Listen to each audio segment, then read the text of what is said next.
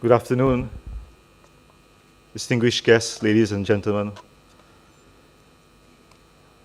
I only have, as the chair said, 8 minutes to give my presentation, but I think my job has been made much more easier, maybe a bit harder by my learned colleague Lisa, because I think there's a lot of repetition between what I had planned to say and what she has already said. I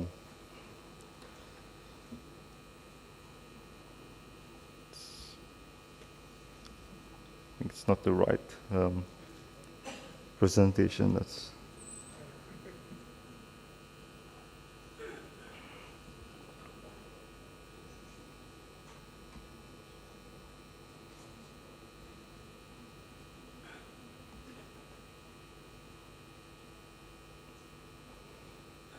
Yeah, that's it.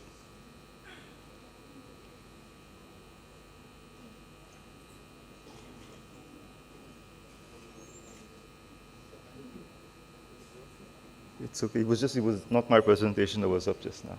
Okay, great.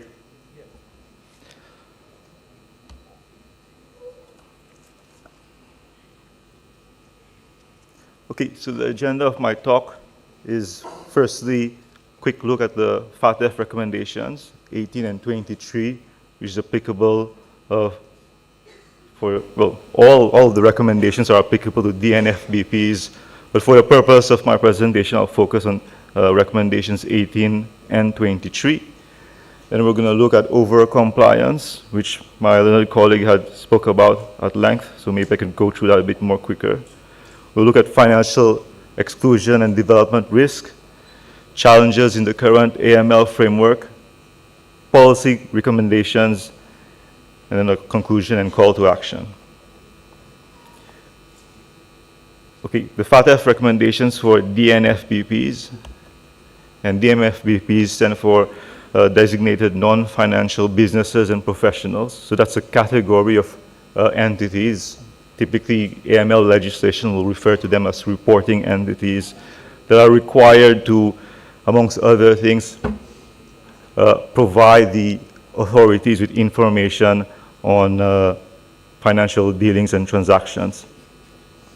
Now, more specifically with regards to lawyers and notaries, FATF recommendations 18 and 23 require lawyers and notaries to apply risk-based AML and CFT measures, conduct customer due diligence, maintain records, at least with several countries, 5 to 7 years, report suspicious transactions in key client activities, appoint a compliance officer and ensure that there are internal controls, implement group-wide AML CFT programs, train staff on AML CFT risk, avoid tipping off clients, and cooperate with regulatory and enforcement authorities.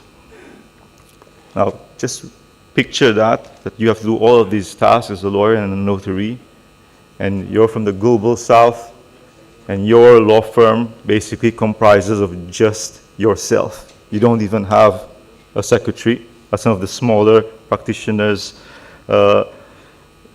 function. And on top of your workload, you now have to comply with all of these requirements under FATF. So what are the consequences of non-compliance with FATF recommendations? It can be put on the gray or black list at national, individual, or entity level. As mentioned by my learned colleague, could have restricted access to global financial markets, banking systems, transfer corridors, barriers to financial inclusion, sectoral exclusion from international organization memberships. And FATF clarifies that for standard application that group-wide programs should be proportionate and risk-based, tailored to the structure and risk profile of DNFBPs.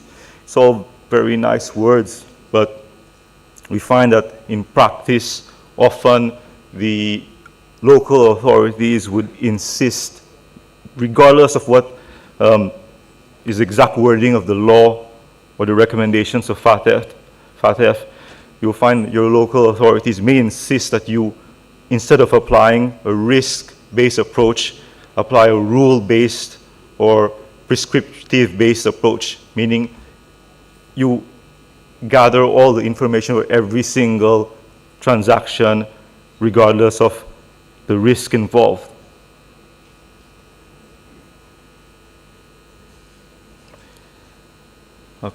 I've set out 3 case studies, but in the interest of time, I won't go through all 3 of them. Let's go and look at the middle one in Kenya and what had happened there. As with most of the countries in the global south, a lot of these laws were imposed on us, sometimes with little or no consultation. Typically, the law of a large Western country was just pretty much copy and pasted and applied to a smaller country. And what happens there is how that law is applied in that particular jurisdiction can't be effectively complied with. There might be nuances with that particular jurisdiction. There might be a need for regulations to specify certain thresholds that may not have been done in certain particular jurisdictions. So we find the example in Kenya in 2022 to 2023, where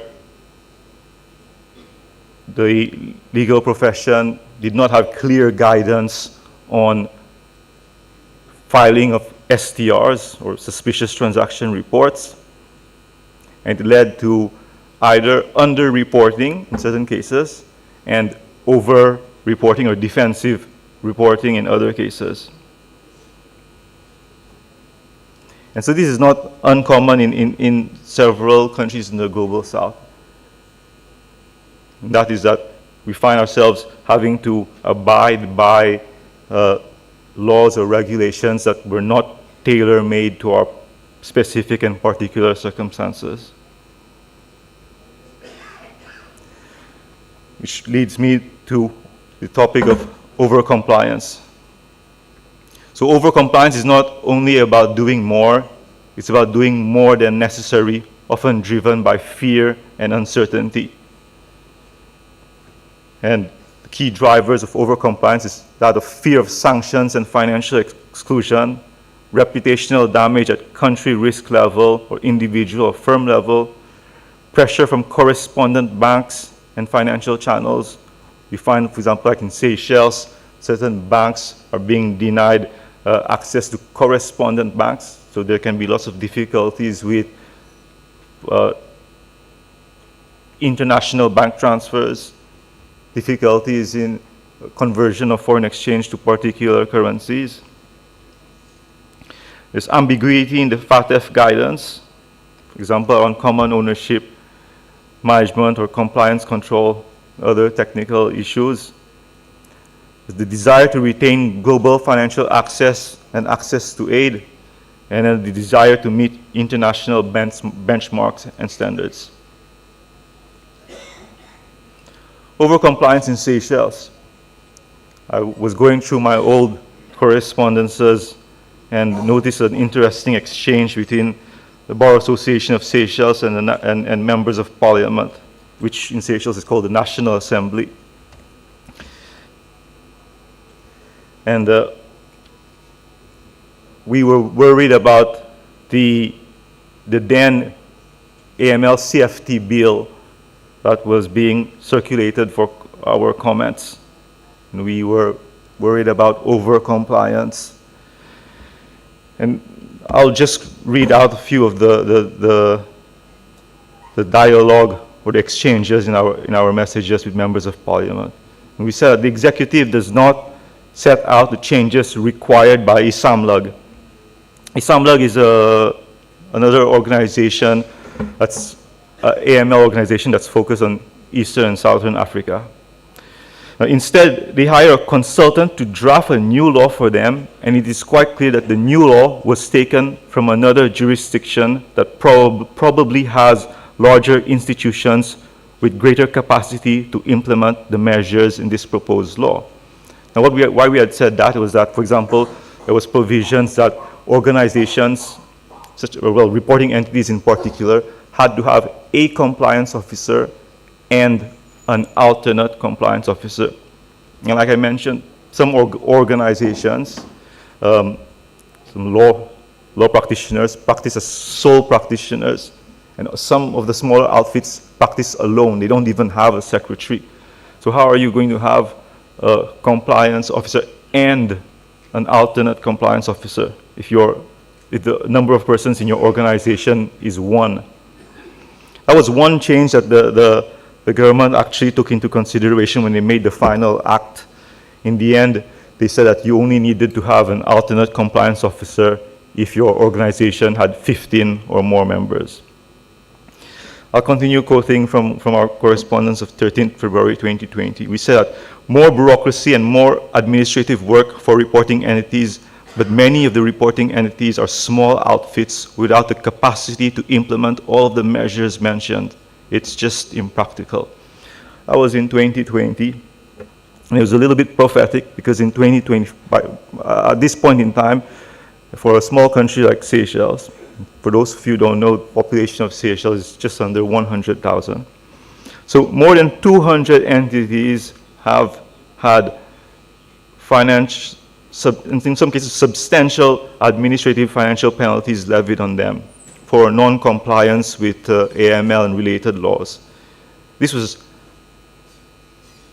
easily predictable back in 2020 because very small organizations such as charities run by pensioners, for example, they're not even computer literate, who have to go and file all sorts of, or complete all sorts of online databases.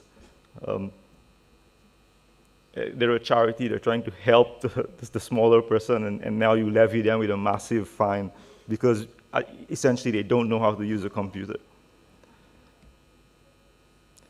Manifestations and structural drivers. The FATF standards are not the sole cause of de-risking, but they contribute to its persistence and exacerbation.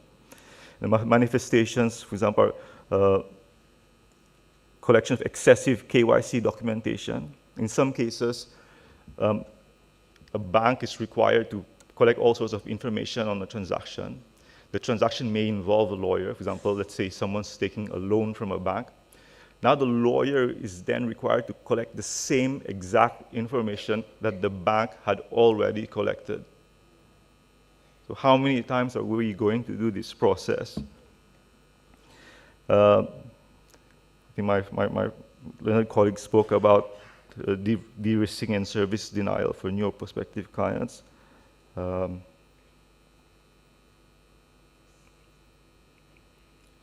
I think my colleague spoke about these at length. So I think I won't repeat myself or repeat what was presented earlier. I'll move on to the next slide. Financial exclusion consequences.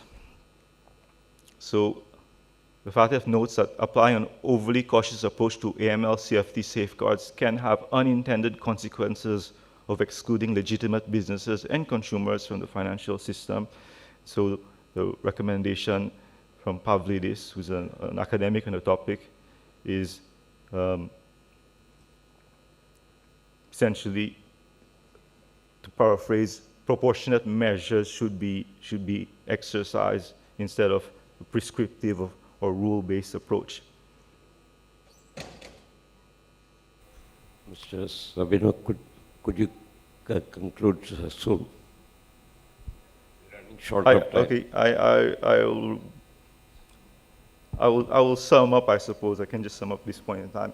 At the end of the day, what we're trying to say is, we're trying to reach out on is, if you see the first pointer under challenges, one size fits all versus diverse risk realities. I think what I want to emphasize on is that our laws should be specific to a country's needs and a country's requirements, and a one-size-fits-all approach to AML laws should not be the norm. That is all. Thank you. Thank you, Mr. Sabino.